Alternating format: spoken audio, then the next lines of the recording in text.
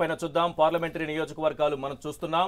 Rajampet D Satyaprabha, Mithun Reddy ఇద్దరు పోటీ పడుతున్నారు. డి సత్యప్రభ టీడీపీ నుంచి, మిథున్ రెడ్డి వైఎస్ఆర్సీపీ నుంచి పోటీ చేస్తున్నారు. మిథున్ రెడ్డి సిట్టింగ్ ఎంపీగా ఉన్నారు. సత్యప్రభ చిత్తూరు ఎమ్మెల్యేగా ఉన్నారు. ఆమెను రాజంపేట ఎంపీగా బరిలోకి దింపారు ముఖ్యమంత్రి చంద్రబాబు.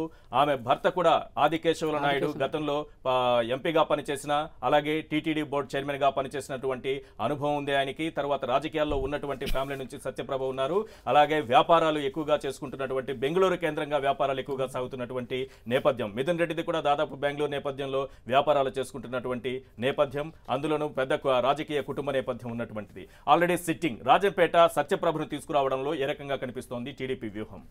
మొత్తం అంటే ఇది కూడా పారిశ్రామికవేత్తలు ప్లస్ రాజకీయ కుటుంబం ఉన్న ఇద్దరు కూడా, ఆదికేశవుల నాయుడు భారీగా, నెక్స్ట్ మిథున్ రెడ్డి కూడా రాజకీయ వారసత్వంగా చూసుకుంటే, మరోవైపు మీరు అన్నట్టు బెంగళూరు కేంద్రంగా వ్యాపారాలు మొత్తం చూసుకుంటే, రాజకీయంగా ఇటు వ్యాపార పరంగా కూడా చాలా హోరాహోరీగా మనం చెప్పొచ్చు ఈ స్థానానికి సంబంధించి. దీనికి సంబంధించి అంటే రెండు పార్టీలు కూడా చాలా కీలకంగా వ్యవహరిస్తున్నాయి. అంటే ఆవిడ సీనియర్ ఆదికేశవుల నాయుడు భార్య కావచ్చు, కానీ మిథున్ రెడ్డి మొత్తానికి ఇక్కడ కూడా చాలా కీలకంగా ఉండే వ్యవహారం ఉంది. అంటే ఎన్నికల నేపథ్యంలో చాలా అంటే గట్టి పోటీ ఉండే అవకాశం ఉంది.